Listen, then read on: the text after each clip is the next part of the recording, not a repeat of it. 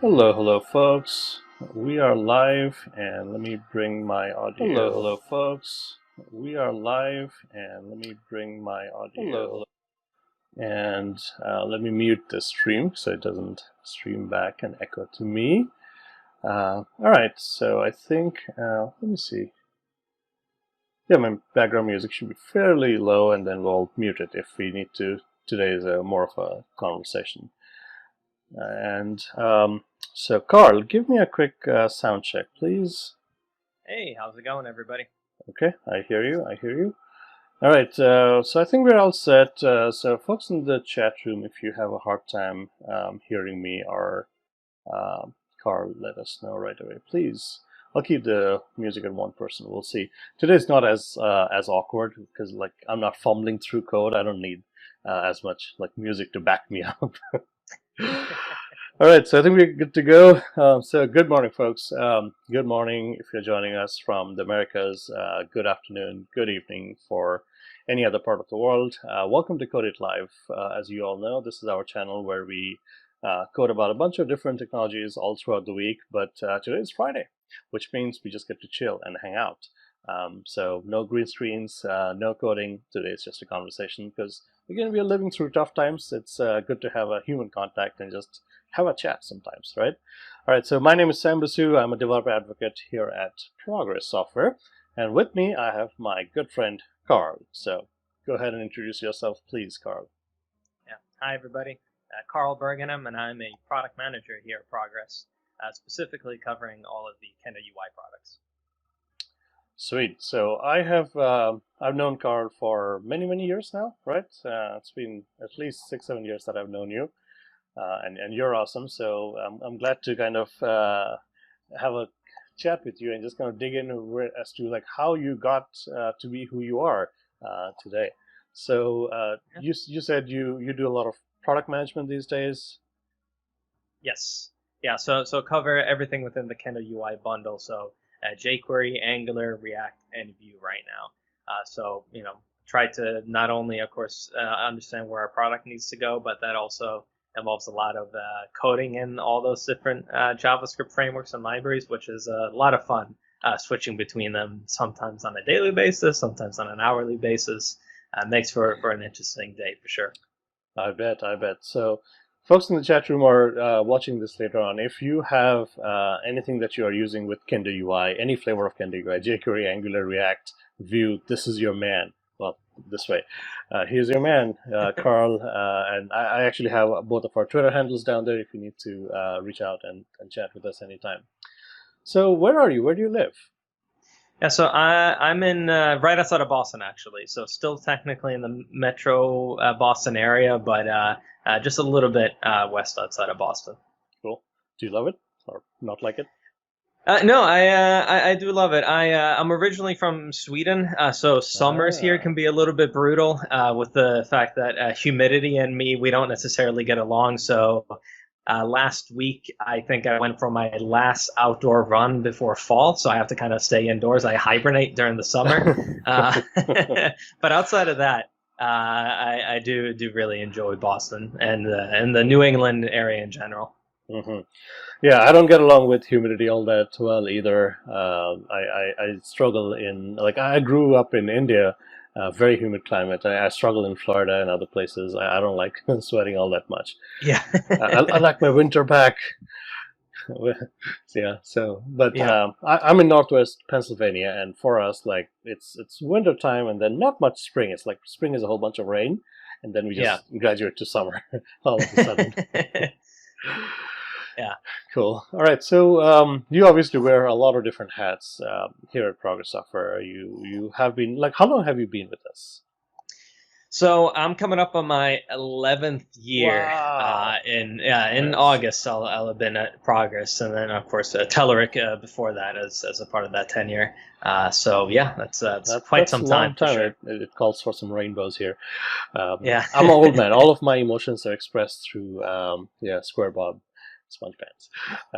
That's a long time to be here, and I think it goes on to show like the people that we work with are really what inspires and motivates us, right? And if you enjoy the folks that you work with every day, life is much more interesting. Work is much more fun. So what would you say you do exactly to a 4-year-old? And I actually have a 4-year-old. Yeah.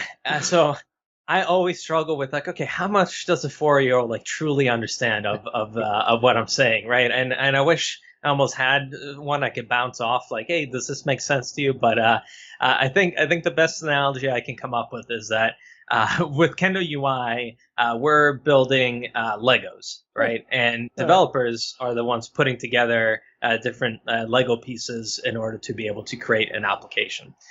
And what I do is help our developers, who are the ones actually creating the Lego pieces, figure out what kind of Lego pieces that we need to do. Is it going to be a bendy type? Is it going to be an L-shaped kind of, Tetris L-shaped piece, or is it going to be a different color, whatever it might be? And I work with people that are building these Lego sets to get an understanding of what do you need, to build your spaceship, to build your castle, and then I go back to our developers and we figure out how to best build this Lego piece, and then I release that to people in the wild. Yeah, that's a good way of putting it. Yeah, I mean it's relatable. Like for what we do, like developer advocates, we struggle to describe what we do to a lot of people, not just like Yeah. 4-year-olds. It's hard because like you end up wearing a lot of different hats. Yeah. So you Yeah, mentioned definitely. you grew up in excuse me, sorry about my voice today. So you grew up in Sweden. How did you Yes. start? How did you end up here? Yeah, so a long and complicated process, but over over my life, I've actually moved back and forth between Sweden and the United States 6 times Well, total. So yeah, a lot of moving back and forth. and I live which part of Sweden? a town or city, actually, I should officially call it Linköping, Hmm. which actually hosts a university. So some people might know it just based on that. So we have, I would say it's probably I think it's in the top five, but generally people that are familiar with the universities in Europe have sometimes heard of it. So I'll name drop that just because Hmm. people might actually know where it is. Cool. Okay, so you went back and forth. Was like schooling, college in Sweden or here? It was a mix. So I started school in the U.S., moved back to Sweden, and that, of course, it's interesting because in the U.S. you start a year earlier. So when I was in my applicable grade in Sweden, I was actually one full year younger than all my classmates. Nice. And then, yeah, my schooling has just been alternating between Sweden and the U.S., which makes up for an interesting schooling for sure. Because in some areas, the U.S. was ahead on some topics, and then Sweden was ahead in others. So some years it was super easy. Other years, I had to catch up. So it was an interesting time for sure. Yeah. Now, did you always want to do computer science or like software, or where did that get started? Yeah, so I am a avid video gamer, and like still Nice. am to this day. I spend most of my free time doing that, and I've been joking that it's the stay-at-home orders was something that I was always destined to be able to handle well, because if I'm not sitting in front of a computer screen at work, Yeah, for like a lot of or it's yeah, well, for like a lot of introverts, like we are home. This is good for us. yeah. Yeah. Yeah, there are things that I miss, but they're also, I think I'm in, the 1% in terms of being able to handle this well, Well, and be yeah, just be able to kind of fall into this kind of easily. yeah. Yeah. But yeah, so that video game obsession led me to thinking that what I wanted to do was work on video games, right? I love Hmm. video games, so why wouldn't I want to Right. spend time creating them and working with companies that do that? So most of my childhood was around like figuring out, oh, how do I code, something for video games? How do I make this? So I made a lot of text-based video games in BASIC, like the choose north, south, east, west, that kind of thing, and just Hmm. very basic. The logic was dumb. There was one path, and if you didn't go down that path, it was quickly, oh, game ends, or you died from slipping on an invisible turtle, or whatever it might be, right? Just silly Yeah, things that's like how you that. start. Yeah. Yeah, exactly. And then once I found the web and I realized that, hey, there's a lot of things you can do on the web, and while it wasn't making video games, it was still a lot of fun being able to see the progress of essentially copying and pasting someone's code, and you inspecting the source. I kind of felt like a hacker back then, being able to do that, and then just tweaking it and modifying it to make it your own, even though it was some very basic scripting that was being involved there. It ended up being something that kind of ignited my passion for web development in general. Nice. And as I realized that in order to make all these games that I loved, you actually needed a lot of tools that I didn't understand, like moving a character, creating a sprite, all that. Once I just realized how complicated that was, and this was back when high-speed internet wasn't a thing. I had a 56K modem, and I was like 3 times as fast as any of my friends. And because my parents worked at the university, we had free internet as well. So it blew my friends' minds, and they came over so they could browse the internet, right? And we didn't necessarily have all the resources we have today to be able to learn and pick stuff up. So it was easier for me to go along the web route. And that's kind of what got me interested in understanding, hey, computer science seems to be the path to go in order to be able to do web development and maybe some other development. And maybe that could lead to game development down the road. But I wouldn't say given up on that, but I realized just how hard it is. And now knowing, how grueling the hours can be and things like that, I think, and the amount of times you just probably stare at the same piece of a game, I feel like I'm probably happier with creating web apps than I am trying to work on AAA titles or being indie developer at this point.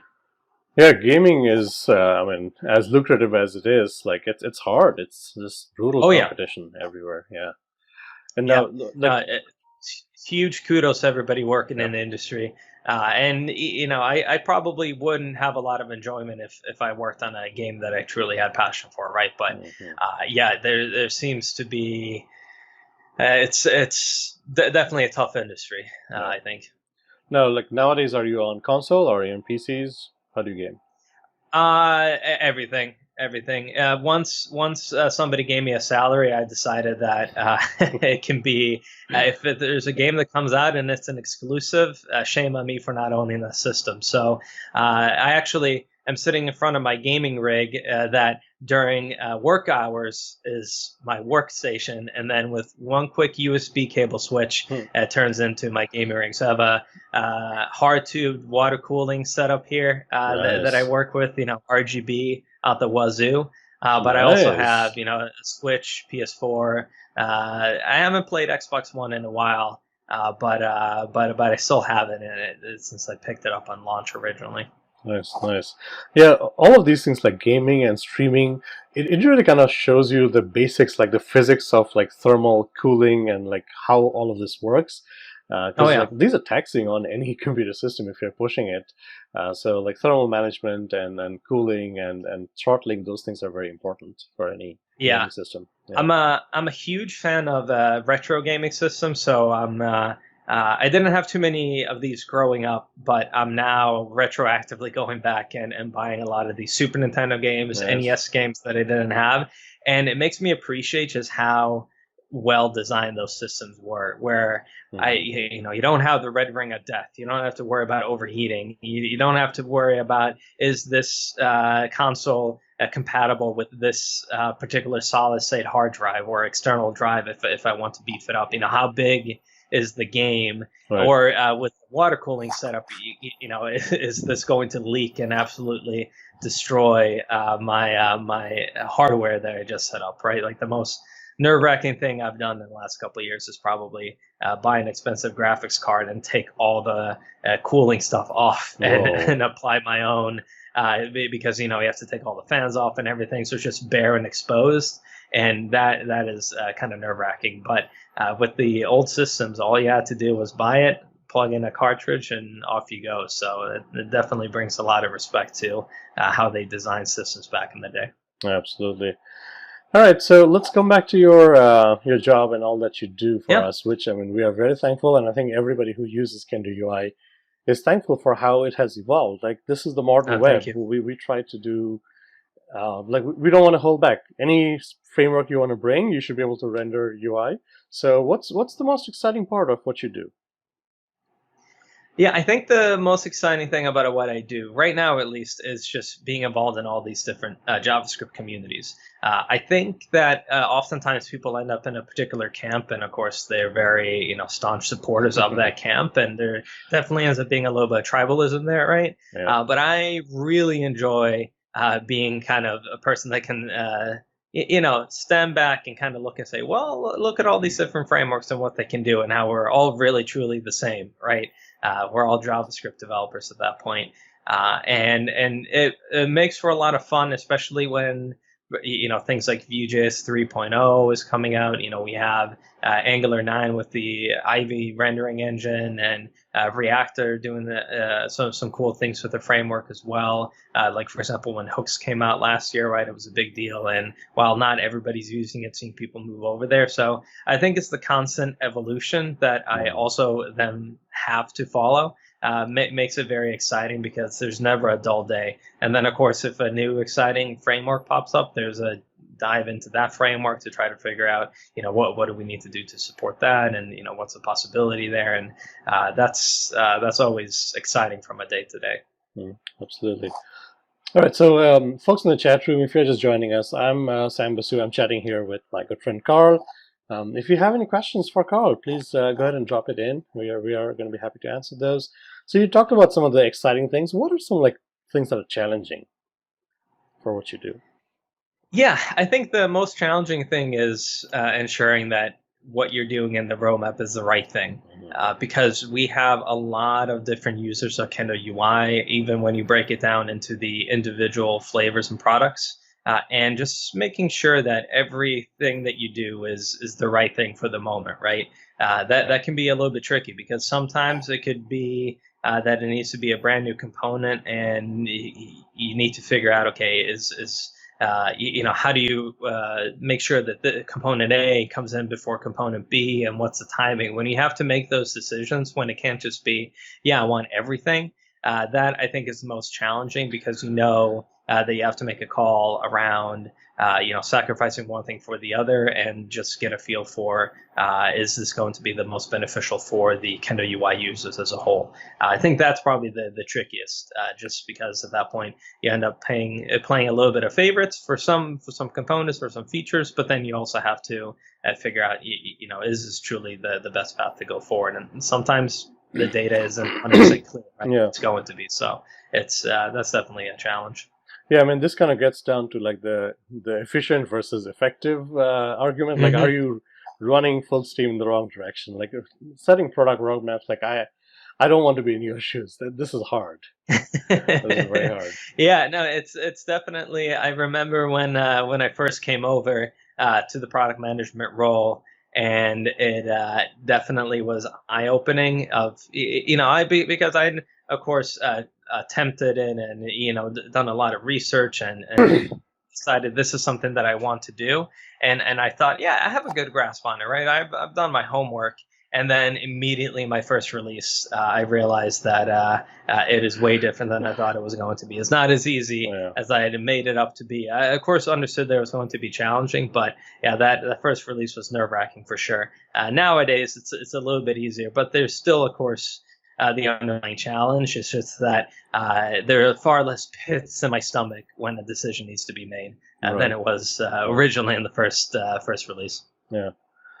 Yeah. So what motivates you? You obviously work a lot with different types of people in our industry, especially in our company. Like, you have engineering teams, you have testing people, marketing people. Like, what motivates you? What do you really like doing? Yeah, so honestly, I think that the team that we have going across, or teams, I should say, within Kendo UI really keep me motivated, because we have a great crew of folks across the board that help out to make the product the way that it is, and not just from an engineering perspective, but also, like you said, from a marketing perspective, and you folks as well helping out on the developer advocacy side in order to be able to talk about the products and be out there at conferences and everything like that.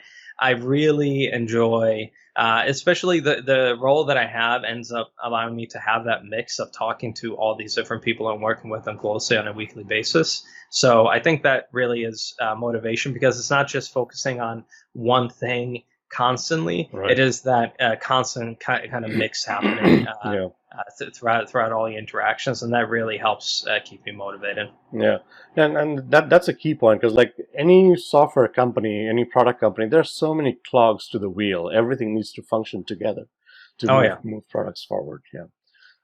Give me a second. Jeez, my voice is horrible today. I don't know what I drank. Yeah. I had like a breakfast of champions, like coffee and some muffins, and yeah, something is not right. Oh, yeah. It might be, I don't know if you have a window open or anything like that, but it could be, I don't know if you get allergies, but once in a while they'll start bothering me. Yeah. Or I just could be intimidated by the presence of somebody come I'm on. interviewing. It's me who should be nervous. My hand should be shaking over here. Okay, so what's the coolest piece of technology or anything that you have seen of late? Hardware, software, anything? Yeah, what's the coolest piece of technology that I've seen as of late? I would probably say, and this is, I think, leaning into the video gaming piece again, because of the said retro collection of trying to collect all these games that I remember renting from Blockbuster or whatever it might be. There's a huge trend now. Well, huge. I should say there's a trend ongoing of not just software emulation for these games, right? I think a lot of people are familiar with, emulators. You can load up and play these games on your computer, or, get a Raspberry Pi, set up an emulation station, and, be able to play all your games there. But companies are now going out and creating these hardware emulators it's brand new hardware that outputs 1080p and has a bunch of settings around high quality audio and high quality video, and it can run all the original hardware or cartridges, right? So you can buy these old cartridges and plug them in, but it's actually running on all new hardware. Nice. I think that's super exciting, because that allows you to take your Super Nintendo games, run them on your TV, right? And yeah, it's 4x3, but it gives you all these ways of being able to run the games like they truly were run back in the day. So software emulation comes with a lot of limitations, and there can be there can be some particular bugs or issues in games that just come from the fact that the emulator can handle that the way that particular game was set up. Yeah. But now with these hardware emulators, they're so close to the original that whatever issues the original system has are available in the new system as well. So if a game, slowed down on the original system, it's going to do the same thing, but on these hardware emulated ones. And for Nintendo, the NES and the Super Nintendo, that already is established. But you're now seeing folks venture into, for example, the N64. We have one that's about to come probably this year, actually. It looks pretty promising. And then you start, seeing some. It's beyond just these, SNES minis and PS1 minis, which are software emulated systems. This is now, diving into that. And on the hardware side, to just make sure that it's as faithful as it can be, which is exciting, because then you don't have to go in and take something that probably was like a favorite item of yours as a kid, open it up and solder in a new chip in order to be able to handle HDMI output, for example. You can now just buy these new systems and keep your old treasures and hook them up to your CRT and still be able to have that. Of course, we have high quality, but without having to go in and mod it. So I know that doesn't seem like as out there as like AR, VR, or quantum computing, anything exciting like that. But that's been a hobby of mine now for the last couple years, and now, of course, with quarantine, it makes it even easier to justify picking up something new like that and tinkering around with it. Yeah. Now you mentioned the AR, VR. Are you interested at all? Like, do you see where gaming is going with VR? So I think that I probably have a little bit of a controversial stance on this. I think that VR is eventually going to go away, and it's all just going to be AR, because I think that while VR is fun, I personally I personally haven't really picked up too many VR games. For example, I don't have one of the headsets for like any of my consoles or for the computer, for example. And I've done some gaming on it with the phone because they have some VR headsets that you can use to kind of set that up. But I think what I'm most excited about isn't setting up a omnidirectional treadmill so I can run around in Call of Duty. I think what's going to be really fun is doing augmented reality of being in a park with a bunch of people and you're running around, actually running around, but doing something in a video game. Like imagine playing Super Mario in your local park and having to, the level is climbing the monkey bars in the playground and then continue on and jumping up and down and stuff. I think that's going to be really exciting from that perspective, right? And then beyond that, just the applications of augmented reality. Like I desperately need that when I go to a grocery store I've never been to. If I could just turn the heads-up display on and be able to walk around and find the items that I need, as opposed to just walking aimlessly up and down the aisles trying to find my items. I think there's a lot of real-world applications beyond just the fun and entertaining part. Yeah, and maybe they're both here to stay. Like AR, like you said, does very specific things very, very well.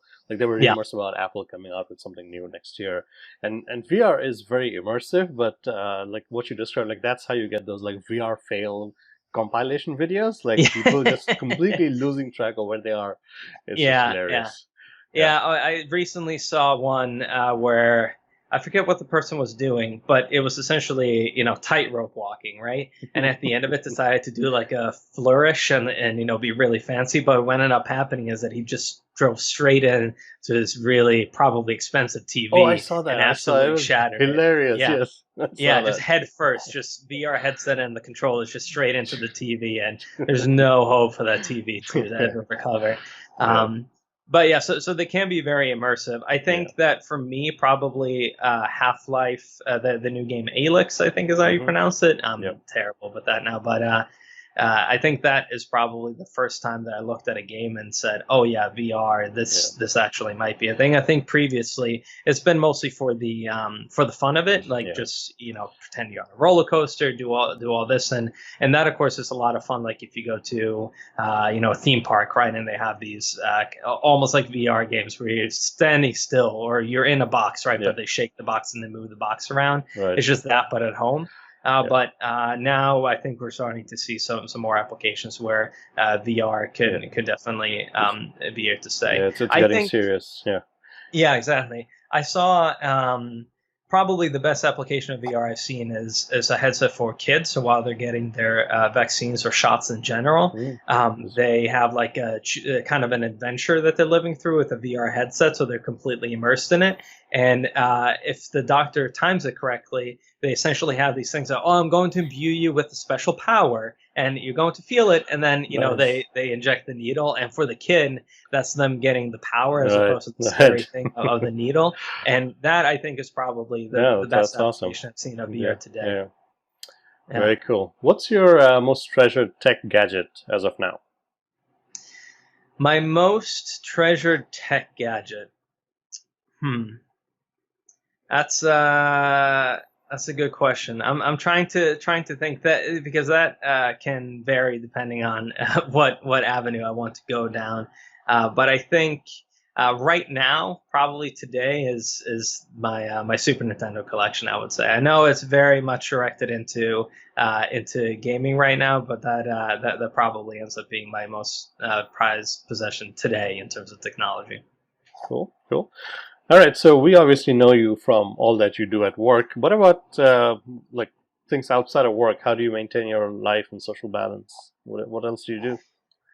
Yeah, so I'm big into trying to stay fit, trying to stay active. So when I'm not locked in quarantine, I'm generally found in the gym or trying to hit the slopes, snowboarding. I don't do that as often as I like to during the season, but yeah, hiking, that kind of stuff is generally what I'm up to outside of work or all the video games that we've been talking about so far. So that's a lot of what I do on the side, and then of course that can be either a solo activity or folks can be involved as well. So I met some really good friends through those activities, which is always fun. Nice. Yeah, I mean, I'll go on the record to say, like, I've actually traveled a little bit with Carl, and it's so infuriating sometimes where he doesn't miss a beat. Like, I've seen you like at conferences or like meetings, and like a very very busy day, you still hit the gym and you still do your thing. So kudos for that. Yeah, sometimes that means I get 4 hours of sleep in a night, which probably negates the health benefits of actually working out. But it's yeah, it definitely helps keep the sanity, especially in times like this. I think it helps keep a regular sleep schedule and all that stuff. So Absolutely. What's your favorite food? my favorite food is, I'd probably say, sushi. That I'm absolutely obsessed with it and can probably eat it for every meal every day and not grow tired of it. So yeah, that definitely hits the spot anytime I have it. Are you getting anything in the middle of all this? Yeah, so one of my favorite local restaurants is actually a sushi place, and they have stayed open. And I don't know if it's just because of my orders or if other people are ordering as well, but they've been able to stay open and do delivery every single day of the week. So that's been great. And I haven't talked to them too much about the financial stuff to see how they're doing, but so far they seem to be going strong. They haven't dropped anything off the menu, and they continue to have high quality food delivered. So so far That's so good. good. Yeah, that's good. I saw a quick follow go by while we were talking, so thank you for that. Yeah. Yeah, I mean, our industry. I mean, we are blessed to be able to just keep on functioning, but this has been hard Yes. for like the restaurant and the travel industry. So anything we can do to Oh support yeah. our local folks, I think that helps. So yeah, if you Yeah, had, exactly. yeah, I've been up in my game with that to make sure that that we yeah, spread out who we're supporting, who we're ordering from, and everything like that to make sure that we can support the local businesses as much as possible. absolutely, yeah. Okay, if you had $1 million right now, what would you do? See, the boring thing that I would say is I'd save it so so that it would grow, and then I can retire earlier. That's what I probably realistically would do. Well, what I would love to do is buy an expensive car. So Hmm, a kind of quasi hobby that I have. I've kind of just started dipping my toes in it as of last year, and this year, of course, not so much can be done, but there are organizations that rent out local racetracks, and then you can bring your own car and actually race around these famous racetracks. Like, for wow. example, Watkins Glen in upstate New York used to be like one of the top Formula One tracks Hmm. until Formula Yes. One cars hit a point where Watkins actually for them to drive on, so they dropped it. But being able to take your car and try to drive it as fast as you feel comfortable with around a legendary racetrack like that is a lot of fun. Yeah. So I'd probably invest a lot in that. So a truck, trailer to drag it all up in, and my family is involved as well. So my dad's really big into it, and my sister wants to dabble as well. So I Nice. try to essentially support that hobby for myself, and then also be able to make it so that Yeah. right now we're all driving separate cars up, which isn't environmentally friendly, but those are the cars that we're driving around. But I think it'll be, and we just talk to each other on a three-way phone call as we drive up. But I think it'd be a lot of fun to all sit in one truck together and drive up, with the trailer in the back. So that's probably what I save some of the money, because I wouldn't want to blow everything on a car. But that would probably be the Yeah. fun answer to that question. Yeah, and I'm really jealous of folks who are able to do that. Like, so I used to live in Minnesota, and up north, like there are places in Minnesota and Wisconsin where there are like old airports that are not in use, and they rent them out almost every weekend, and it used to be so much fun. Like it's hard on the tires, but it's just so much fun.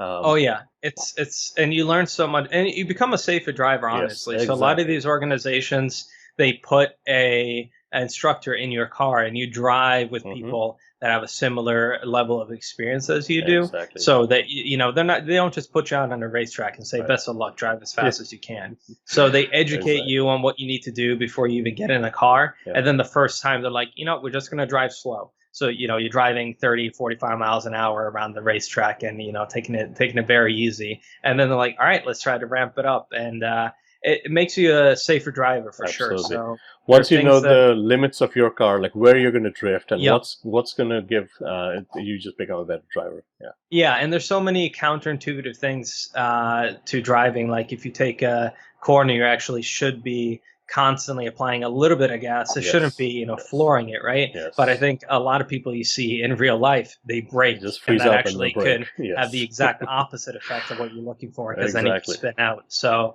it makes you a safer driver for a lot of reasons. And it honestly, after doing this, I feel like when I'm on the highway, I don't actually really register the car in front of me because I'm looking at everything else that could happen. Of course, I register in the sense that if they brake, I brake. But that way, okay, so if this person in front of you is braking, it's because of something else that's happening further up. Yep. And that honestly could eventually save your life. So it's definitely has been helpful from a real world application as well. Yeah, yeah. There were like a series of movies. What was it called? Like Final Destination or something like that. Yeah, yeah. Like how many ways can you die? Like all of the things I you know. need to be I aware haven't of. watched any of those because it's probably just going to make me paranoid about the fact Exactly. that might happen to me. So Yeah, I've yeah, stayed yeah. away. Yeah. All right. So we have talked for about a half an hour or so. I know you're super busy.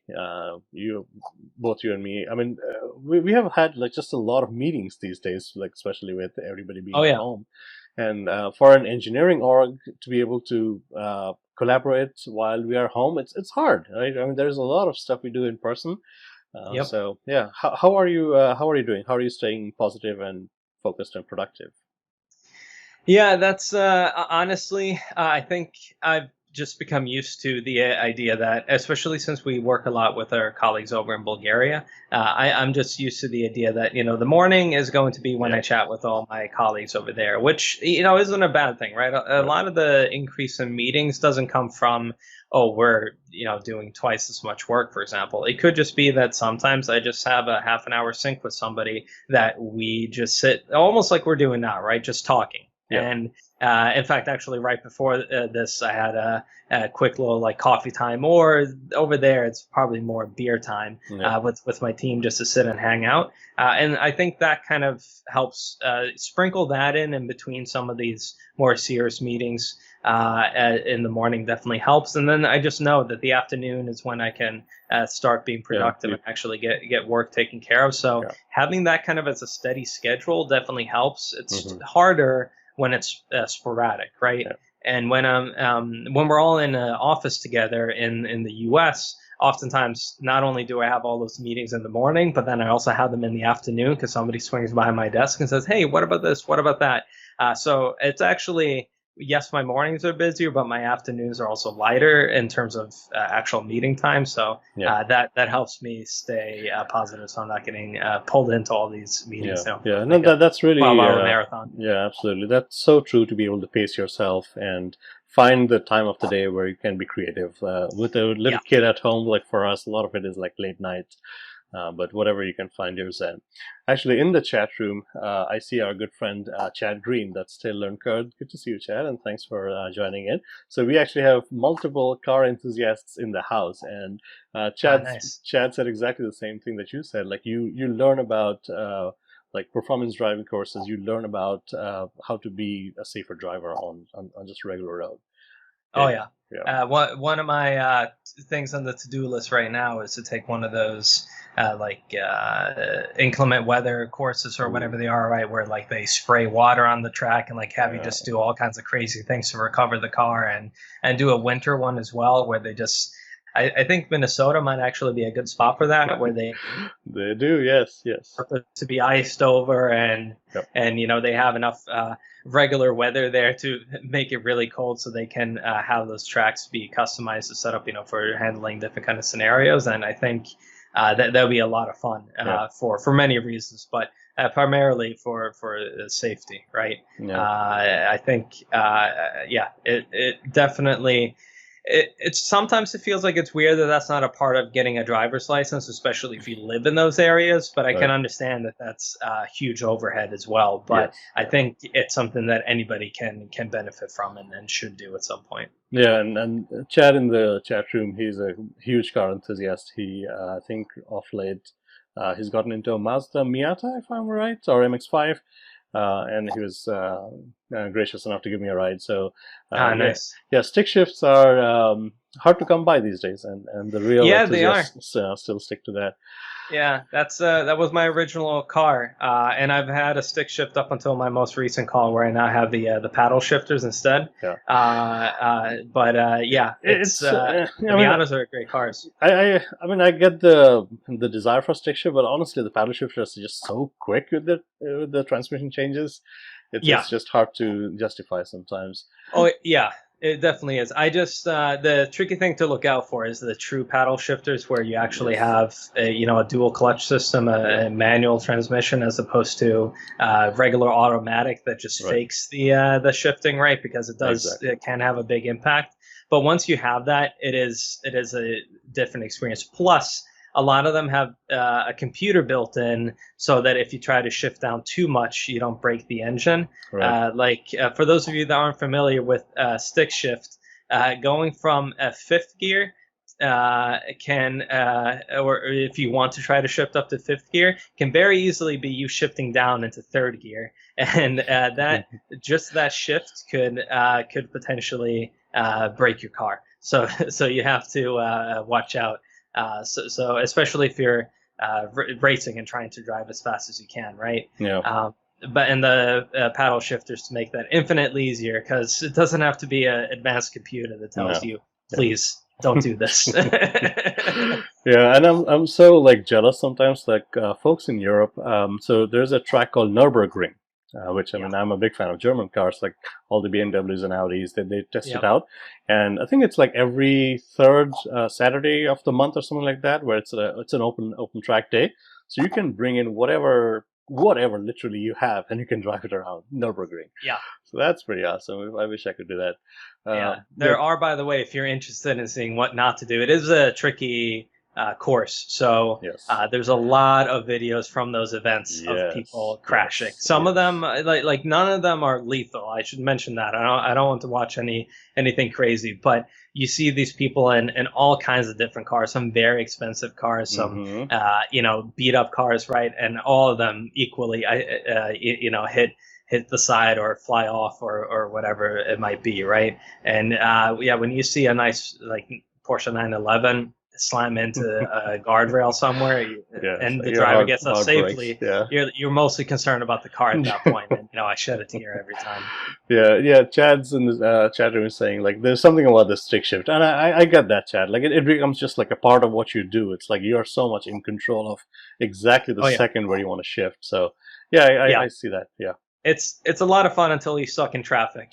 I think one of my most painful memories was having a car full of people driving down to New York City from Boston, and we left at the exact wrong time, so we were the traffic everywhere we went.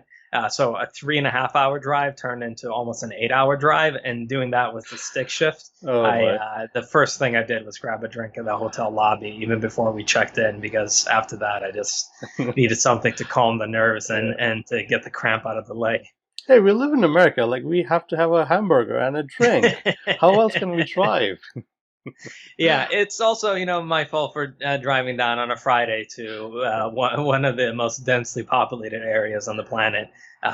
So and a lot of people that commute into New York City over the weekend. You have folks that live outside of New York City for work Yeah. during the week, and then commute back, to their real home, so to speak, on the weekends. And yeah, that's definitely my fault on that one. But those scenarios are when I appreciate having the paddle Yeah. shifters and then just having it automatically be taken care of for me, as opposed to having to manually shift every single time.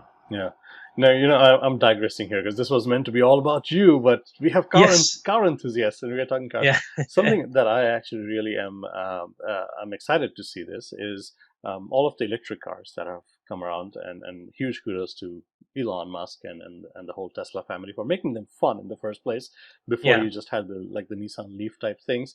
Now Yep. electric cars can be a lot of fun, but they used to be like one-trick ponies. Like they could just literally do that straight sprint of like 0 to 60, and then that's about it. They didn't used to be very good with handling and cornering. But things are coming around. Like Porsche is investing heavily into the Taycan line, which is all Oh electric, yeah. and everybody. It's just like a wake up call for everybody to sit up and say, "Hey, we can make really good sports cars with just batteries." Yeah, actually, the last time I went around the track, there were two Teslas out in my group racing around, and of course I think depending on how the schedule is, they had to skip one particular session because they needed to recharge the battery because that, of course, driving it Yeah, as of fast course. as you can around a racetrack does consume some of the battery, but it's still a lot of fun.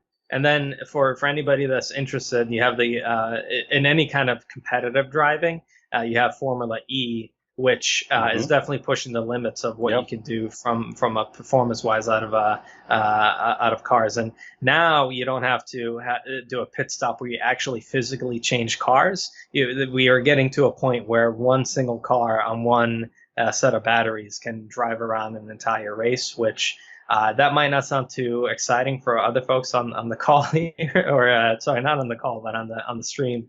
But for someone that's been following that, it's very exciting to not have to see a physical car switch having to happen. Yeah, and a lot of what we see, I mean, essentially makes it out to consumer technology in a couple of years. So Exactly. all very exciting. Chad is saying he drove a stick shift with his. Okay, so Chad had a Dodge Challenger, and it was a heck of a ride. Like you could tell that Chad is pulling up to a conference because like you could hear him from a distance. Yeah, so that can be painful if you are in like stuck in traffic. But yeah, Oh yeah. super awesome car. All right, so I know I've taken way more of that of your time than I had intended, but this was fun. Yeah, definitely. Sometimes like when we are, especially in this global pandemic, we are trying to make sure we have the human connections going. We can all work, or we can try to work, but what we are missing out is those hallway conversations by a water cooler or whatever, and just getting to know the people that we always work with, putting a face to the name. So I appreciate you taking the time to come and hang out with me. Yeah, definitely. It was a blast. Thank you so much for having me. All right, very cool. All right, folks in the chat room, I think this is it from us for this week. Like I said, like Fridays are casual chat shows for us. Next week onwards, we are streaming pretty much every day of the week. So we have Mondays our Sitefinity and Eat Sleep Code podcast. Tuesdays, we're actually starting out a Unity show because, again, we talked about VR. It's interesting that you can deploy so many things to desktop and VR nowadays. Yes. Random Factor is saying water cooler it live. Yes. So yeah, come and join us whenever your time permits. We have chickens and other things on the show to keep it fun. We are going to start a show on Unity, which should be fun just from the basics. And Wednesdays are going to be React and Angular days, so I think UX days. Thursdays I do Xamarin. Fridays are chat shows. So yeah, we are trying to put stuff out whenever we can, and whenever your time permits, come and join us, and we'll love to hang out with you. All right, so yeah, Chad, thank you for your kind words. We really enjoyed having you on the show as well. At least we got digressed into having a car conversation. Yeah. So that was fun. Yeah, hey, it was refreshing to, we focused on tech, but having some non-tech talks in there is always great. Absolutely. All right, folks, so that's it from us. And once again, thank you so much for joining us, and come and see us on the next stream. But right now from us, this is it. So thank you and bye-bye. Bye, everybody.